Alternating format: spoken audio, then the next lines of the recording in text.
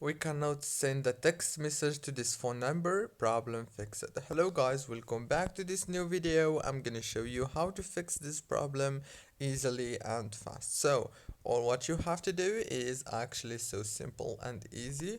First thing, open the settings on your phone and then open the apps manager.